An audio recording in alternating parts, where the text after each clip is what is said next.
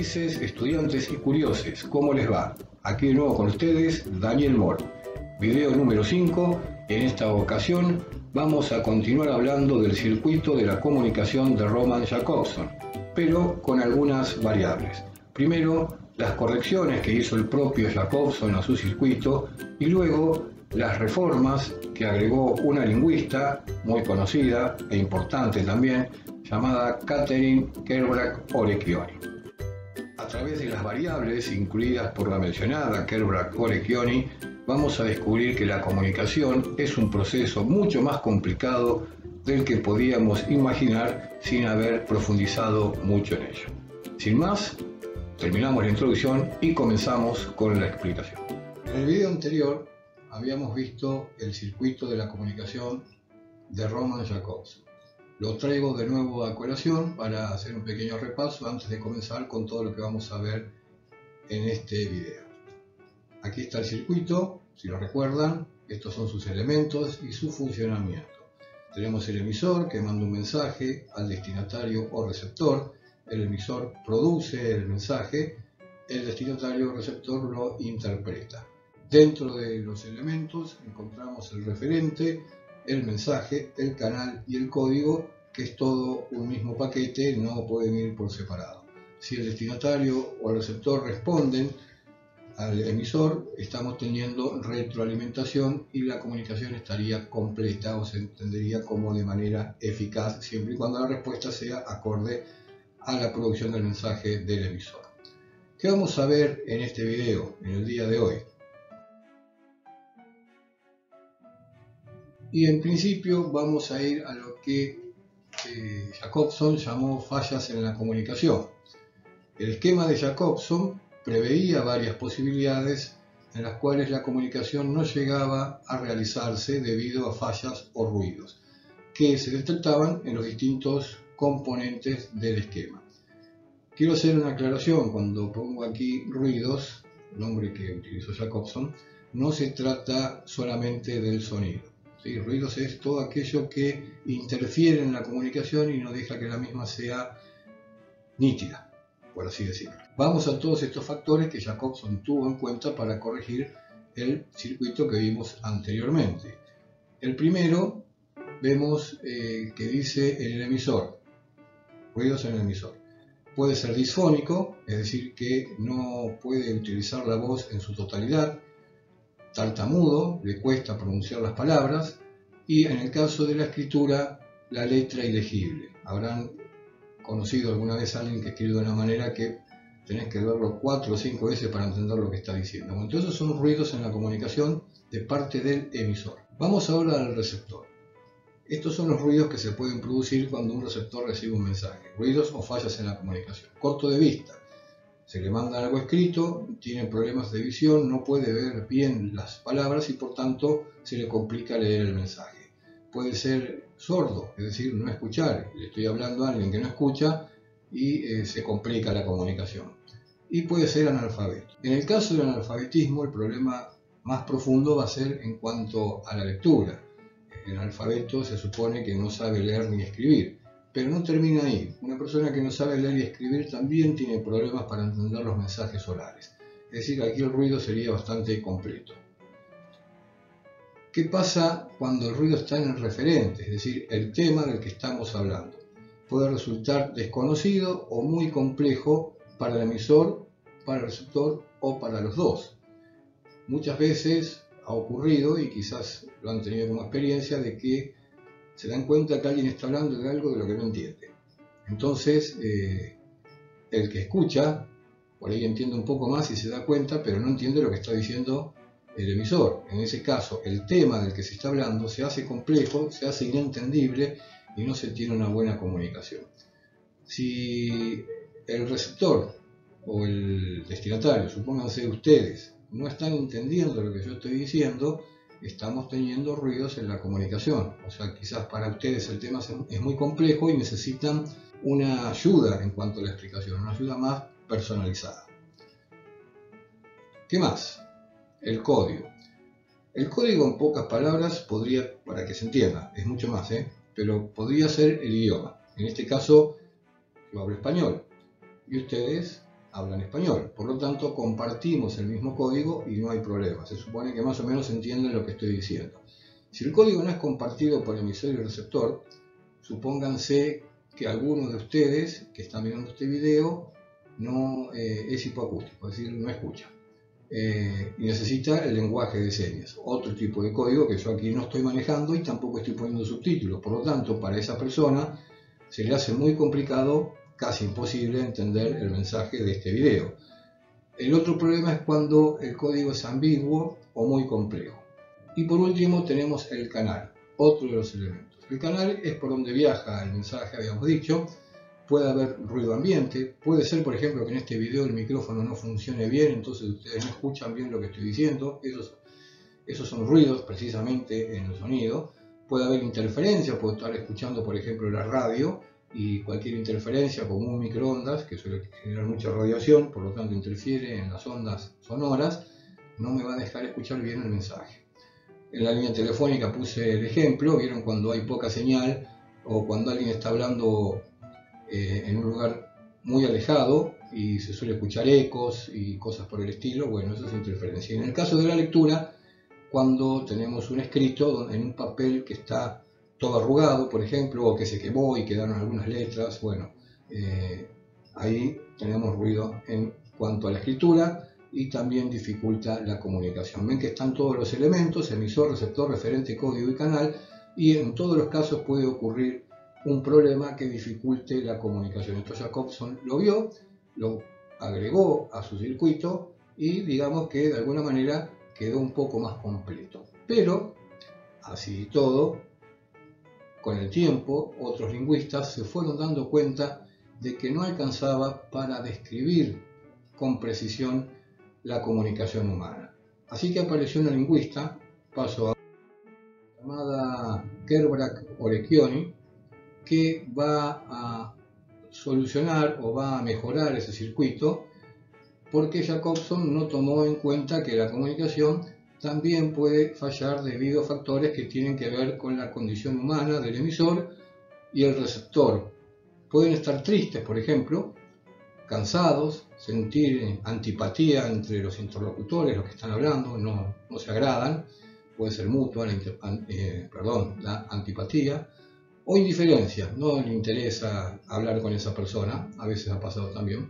Por ese motivo, como dije antes, la lingüista Catherine Kerbrat-Orekioni diseñará una versión ampliada del circuito contemplando esos y otros factores como el que acababa de mencionar anteriormente. Orekioni caerá en cuenta que la comunicación no es natural y espontánea como parece, o mejor dicho, no es tan natural, tiene algo de naturalidad, pero sí tampoco es tan espontánea como parece. Todo acto comunicativo supone un proceso cooperativo donde un hablante intenta hacer algo, un oyente interpreta esa intención y sobre ella construye su respuesta, que puede ser lingüística o no lingüística. Como nos indica nuestra experiencia, no siempre las comunicaciones logran resultados satisfactorios. Para poder llevar a cabo una comunicación eficaz, los participantes necesitan tener en cuenta una serie de competencias. Y vamos a explicar esto de las competencias, lo ponemos ahí arriba. Conjunto de conocimientos y aptitudes que necesita un individuo para comunicarse. Obviamente las competencias comunicativas. Competencia, para que se entienda, tiene que ver con lo competente. ¿Cuán competente es una persona para hacer algo? En este caso, en el tema de la comunicación, también tiene sus variables y vamos a ir viendo una por una. Para entender de qué estamos hablando, debemos tener en cuenta que cuando la comunicación se realiza mediante el código lingüístico, intervienen ciertos factores que condicionan el esquema de la comunicación que habíamos visto anteriormente, es decir, que favorecen, dificultan o hasta impiden la comunicación. A esos factores se los conoce como condicionantes de la comunicación lingüística.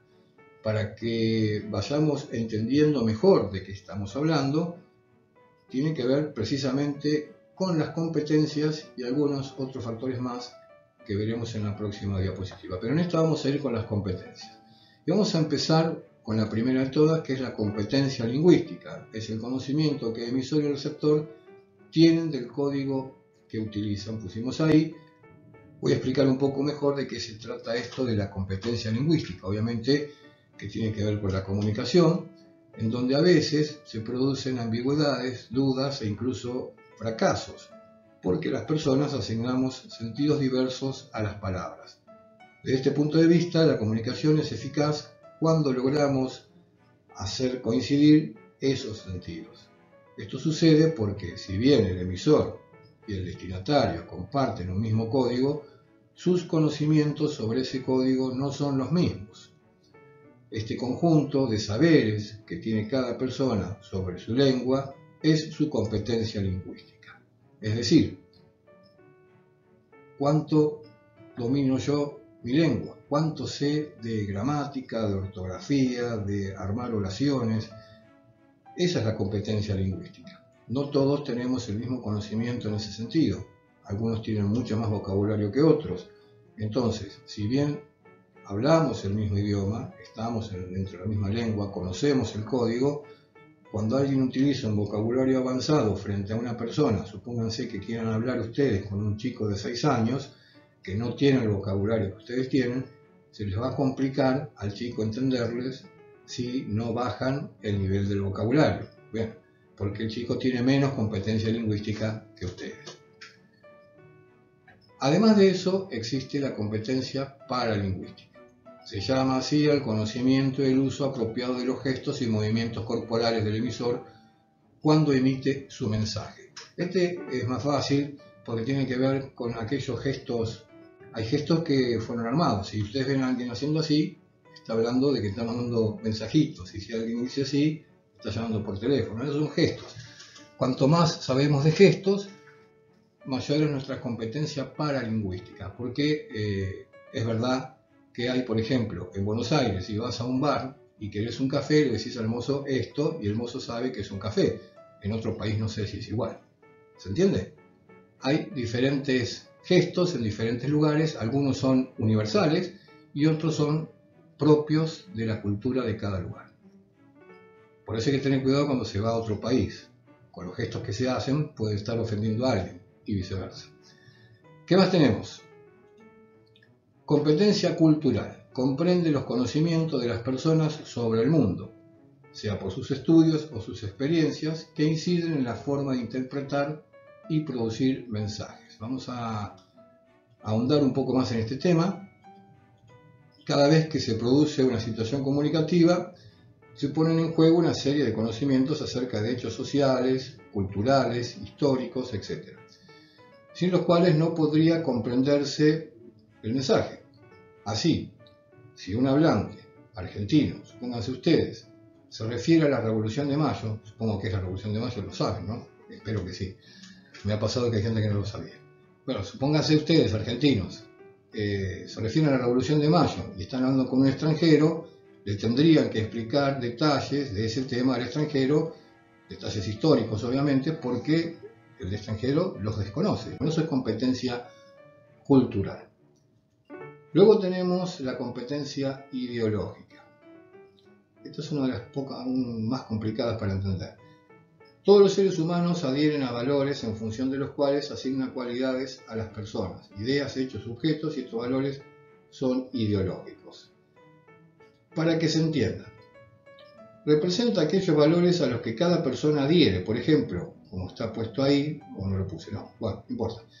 La belleza es un valor, por ejemplo, el valor monetario, valga la redundancia, es otro valor, la bondad, la honestidad, etc. Y a través de los mismos, la comunicación se ve influida. ¿Por qué? Porque si yo hablo con alguien que solo le interesa el dinero y a mí me interesa por sobremanera la libertad, no es lo mismo que el dinero, cada vez que se toquen esos temas dentro de una comunicación va a haber ruido, va a haber problemas. No quiere decir que las personas se vayan a pelear, pero no se van a entender de la misma manera que cuando se juntan dos personas que tienen los mismos valores ideológicos, ya sea la belleza, por ejemplo, la gente que va a un gimnasio, tanto hombres como mujeres, Muchos lo hacen por una cuestión de salud, pero hay otros que lo hacen por una cuestión de belleza, porque para ellos tiene un valor superior a cualquier otra cosa. Y otros, sin embargo, invierten su tiempo en tratar de ganar cada vez más dinero, porque suponen que es lo más importante que hay en la vida. O por lo menos le dan ese valor, ¿no? No sé si es lo más importante, pero le dan ese valor. Y lo que para uno es importante, quizás para el otro no lo es, y eso tiene que ver con cuestiones ideológicas. Bien, en toda comunicación influye. Obviamente que si estamos en un aula, y ustedes están por voluntad propia, vienen al aula a aprender y el profesor está para enseñar.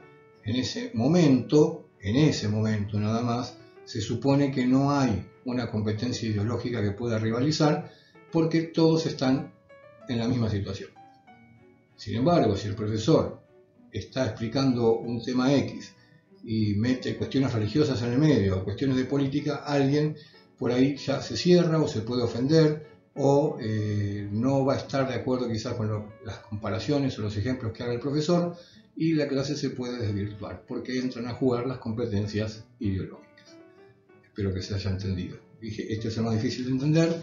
Cualquier cosa ya saben, están los comentarios. Pregunten, que no hay problema, yo a la brevedad estoy respondiendo. Vamos a pasar a la próxima diapositiva porque les dije, están las competencias y algunas cuestiones más. Vamos a ver esas cuestiones. En principio nos encontramos con las determinaciones psicológicas. Ahí está explicado el estado de ánimo, el carácter y la personalidad de los participantes son factores que influyen en la comunicación. Esto está más que claro, le habrá pasado a todos ustedes, en lo personal a mí también. No todos tenemos el mismo estado de ánimo todos los días, así que la misma pregunta que te hacen un día, te la hacen al otro y vos estás con mal ánimo y contestás de mala manera y eso va cambiando la comunicación. Lo mismo pasa con el carácter, hay gente que tiene un carácter fuerte, otra que no tanto, entonces con el que tiene carácter fuerte me dirijo de una manera y con el otro de otra. Y eso está influyendo en la comunicación, obviamente que está influyendo. Psicológicamente yo me predispongo a hablar con una persona acorde a estas cuestiones. Incluso cuando alguien me contesta mal y no suele hacerlo, obviamente voy a tratar de saber qué es lo que está pasando porque no quiero pelearme con una persona con la que siempre me he llevado bien. Esas son las determinaciones psicológicas. Y aparece algo un poco complicado, se llama restricciones discursivas. Funciona junto con las competencias, las determinaciones psicológicas también, son las que especifican lo que comúnmente se llama saber ubicarse. Habrán escuchado más de una vez, o ustedes mismos habrán utilizado la frase es un desubicado. ¿Por qué se le dice esto a una persona? Porque en su lenguaje, su forma de proceder y sus gestos no son acordes a la situación en la que está presente. Desarrollemos un poco más. Las personas solemos reconocer cada situación comunicativa en la que nos encontramos en función de las competencias mencionadas anteriormente. Una vez que lo hemos hecho, sabemos más o menos qué tipo de mensaje podemos emitir y cómo hacerlo. Estas restricciones tienen que ver con los conocimientos que poseen los interlocutores sobre temas, estructuras, estilos de diferentes discursos. Así que vamos a poner lo primero, que es lo que acabo de decir. Sabemos más o menos qué tipo de mensaje podemos emitir y cómo hacerlo. Porque tenemos una educación. Un chico por ahí, cuanto más chico es, más le cuesta entender que hay lugares donde debe comportarse de una manera y en otros lugares de otra, porque tiene que ver con las restricciones discursivas. Hay cosas que no se pueden decir en una iglesia, en un aula, por ejemplo, dentro de las restricciones discursivas, ejemplo muy claro porque pasa bastante a menudo, es una falta de respeto entrar al aula con una gorra. Y lo hacen. A veces lo hacen porque no saben que es una falta de respeto porque les faltan competencias culturales. ¿Recuerdan lo que vimos antes? A veces lo saben y no les importa. Son indiferentes, otras cuestiones que complican la comunicación. Porque uno tiene que estar explicando cosas que se supone que gente grande ya lo sabe. Entonces, si ya lo sabemos, por eso pongo más o menos qué tipo de mensaje podemos emitir y cómo hacerlo. Eso dentro de las restricciones discursivas es lo primero. Pero luego aparecen estas cuestiones de los estilos de diferentes discursos que vamos a ver en el cuadro. es lo segundo. Estas restricciones discursivas involucran, que es a segundo plano, las condiciones concretas de comunicación que se refieren a la relación social entre los participantes. No es lo mismo hablar entre amigos que con un desconocido, con un superior o con alguien que está por debajo de nuestro nivel en la escala social o jerárquica del trabajo, supónganse. El diálogo es diferente y yo me tengo que saber ubicar, saber con quién hablo y qué discurso debo utilizar según la situación. Y bueno, ya que estamos en situación, vemos el B, la situación específica en la que se produce el intercambio. Si ustedes se encuentran conmigo en el aula o yo me encuentro con la directora de la escuela en la escuela, el trato es diferente que si nos encontramos en una cancha de fútbol hinchando por la selección argentina. ¿Se entiende? La situación es diferente y por lo tanto no se puede pedir a una persona que trate siempre a su superior como un superior cuando está en una cancha de fútbol, donde los dos se supone que están apasionados por su equipo o por su selección argentina. El trato cambia, ¿sí? Incluso a mí me pasa con mis estudiantes. En el aula soy el profesor, hay un límite, hay una línea que se debe respetar, que yo tampoco debo romper, porque si se rompe esa línea por parte mía, después genera confusión y ruido en la comunicación. Y otra cosa es cuando estamos en la calle o nos juntamos a jugar el truco. No le puedo pedir a los estudiantes que se comporten como estudiantes cuando estamos jugando el truco. Si hago eso, entonces no debo estar en ese grupo, porque no me estoy ubicando. ¿Se entiende? Vamos a la segunda cuestión. Considerar el género del mensaje, otra de las restricciones, formatos y características de los mismos. Supónganse que ustedes están en el aula y yo hago una pregunta. Por ejemplo, ¿quién descubrió América? Supónganse. Y alguien dice, lo sé, yo lo sé, y levanta la mano. Bueno, eso no se puede hacer en un examen escrito, porque el formato es distinto. No vas a poner lo sé en un examen escrito. ¿Se entiende? Hay que saber respetar el género dentro de lo que son los formatos y las características que tiene cada mensaje según la situación en la que se encuentre. Bien, con todo esto, lo que vamos a ver ahora es cómo ha cambiado el circuito de la comunicación. Estos son estudios que han hecho lingüistas y la que dio el puntapié inicial, lo que fue modificando las cuestiones de Jacobson, como dije en diapositivas anteriores, Catherine Quebrat-Orecchioni, o Quebrat-Orecchioni, para que nadie se sienta ofendido. Comencemos entonces a recorrer el camino que recorrió Orecchioni. Diseño ampliado del circuito de la comunicación basado en la versión de Quebrat-Orecchioni. Bien. Primero, el circuito como lo hemos conocido al principio de este video, sus elementos, emisor, referente, mensaje, canal, código, destinatario o receptor, y si el circuito se completa debidamente, tenemos retroalimentación. Vamos a aclarar por las dudas el punto referente, ahí le puse un 1 y abajo ven que está el 1, aclara lo que es referente, todos los objetos y temas que tratan los mensajes. Y vamos al 2, el mensaje, lo que se transmite en el acto de la comunicación. Por tanto, si leo una noticia en un diario, el mensaje es la noticia, no el tema de esa noticia. Eso les tiene que quedar claro. El mensaje no siempre es el tema, a veces coincide, a veces no. El tema es global, ¿sí? El mensaje es puntual. El problema que tienen estos circuitos es que la comunicación humana es dinámica, sobre todo si es oral.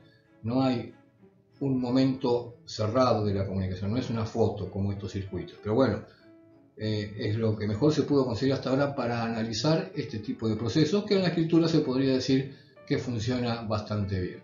Si yo leo un libro, no sé si habrán leído, a ver, supónganse, El retrato de Dorian Gray, por ahí lo conocen, un hombre que hace un pacto con el diablo y el diablo le entrega juventud eterna y su vejez se va viendo a través de un retrato que él se hizo. El retrato va envejeciendo, se va como pudriendo encima porque él se va convirtiendo en una mala persona y él se mantiene joven por la eternidad. El tema ahí es la vanidad en ese libro, en esa historia, en esa novela de ficción de Oscar Wilde. El tema es la vanidad. Dentro del libro vamos a encontrar un montón de mensajes que están relacionados con el tema. ¿Se entiende? Bueno, espero que sí.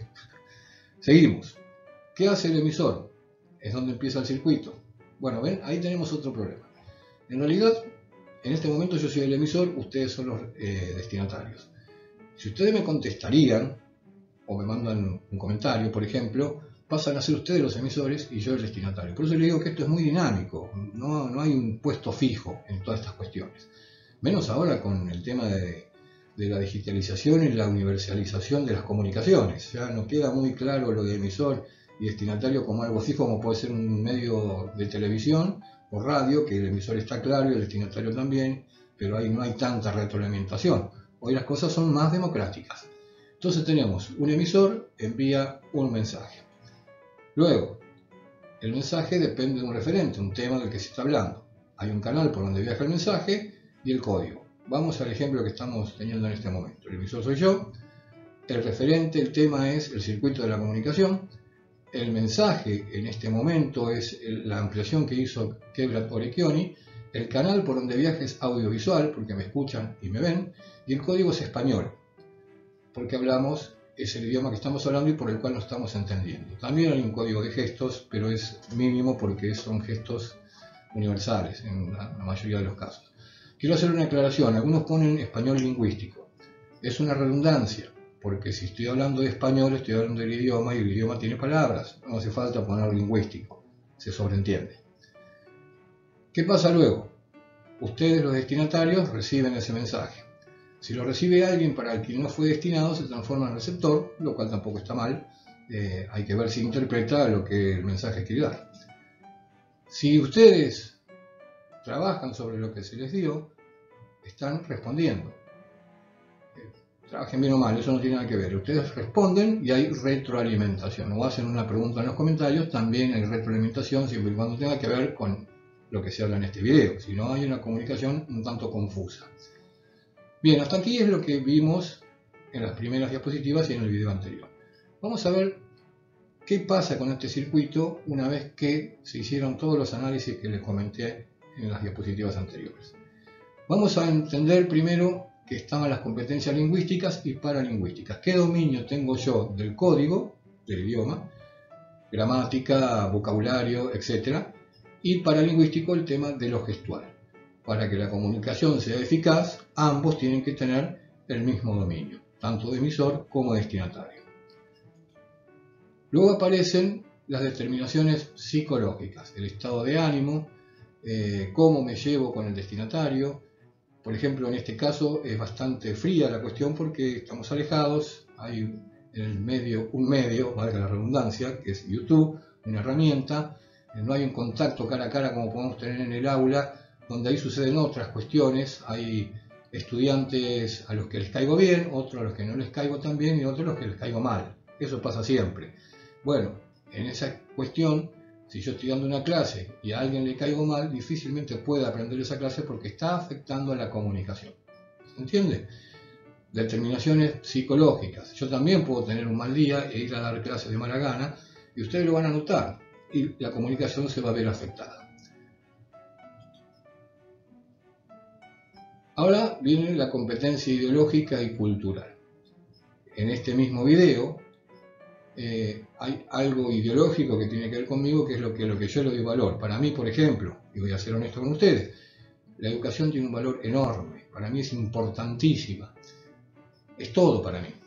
Hay dos cuestiones que yo no negocio: educación y libertad. No las negocio.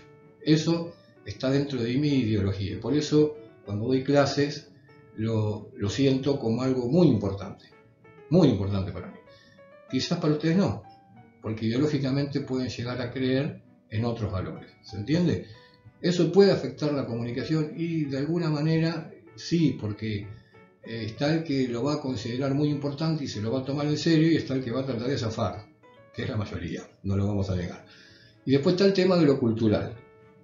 Mis conocimientos, obviamente yo estudié mucho, van a estar por encima de cualquier estudiante, salvo que sea un superdotado, y hasta ahora no me ha tocado y son años que vengo dando clases.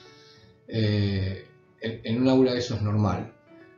Pero si estamos frente a un par, por ejemplo, ustedes mismos dentro del aula con sus compañeros va a haber estudiantes que van a estar entendiendo todo lo que estamos hablando y van a estar culturalmente más capacitados que aquel que no estuvo entendiendo o faltó o no le dio tanta importancia a la clase. Cuando llega el momento de tener que rendir cuentas, les van a pedir ayuda porque ustedes entienden y el otro no. Bueno, eso es competencia cultural. A medida que ustedes van aprendiendo, su competencia cultural se va a ir acrecentando. Los va a hacer más hábiles para muchas cosas. El último paso. Dentro del emisor está lo que se conoce como las condiciones de la producción. ¿Se acuerdan que antes estaba por señalar la pantalla, pero ustedes, yo no veo la pantalla, o sea, yo estoy viendo, perdón, a ver, yo veo la pantalla, pero si yo señalo en la pantalla, ustedes no me ven señalando lo que estoy señalando. Qué lío que hice. Antes, debajo de emisor o al lado de emisor, teníamos una palabrita que decía producción y al lado de destinatario una que decía interpretación.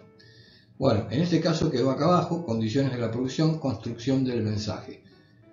Estos condicionantes tienen que ver con la habilidad del emisor para producir el mensaje. Hay mensajes que son sencillos, otros que son más complejos, como este que estamos teniendo ahora, y según la habilidad y la capacidad del que emite el mensaje, el mismo va a ser más entendible, más o menos entendible o no entendible para nada.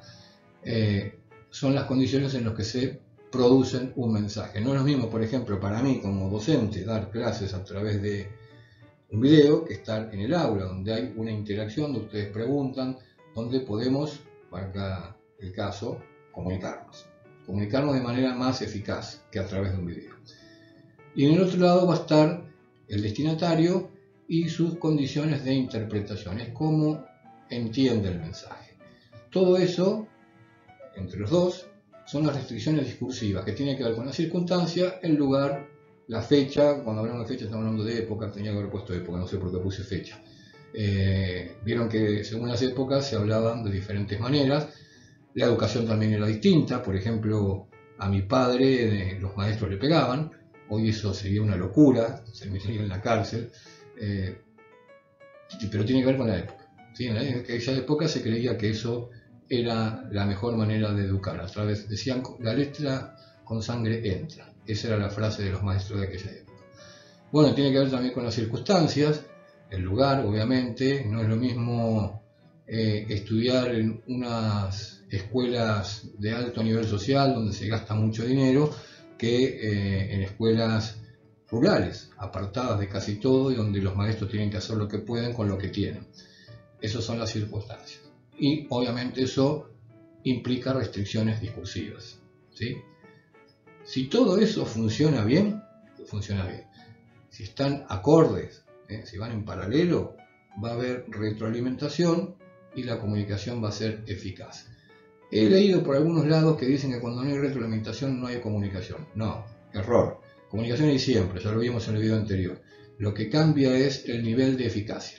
Hay buena comunicación, regular o mala, o ineficaz o inentendible, pero comunicación hay. Algo produce siempre en el destinatario. Creo que con esto ya está. Estaríamos terminando el circuito de la comunicación. Se puede ahondar un poco más, pero me parece que no viene al caso para lo que exige esta materia. Y hemos hecho un recorrido, supongo yo, por lo menos para mí, bastante interesante a nivel de análisis comunicacional humano.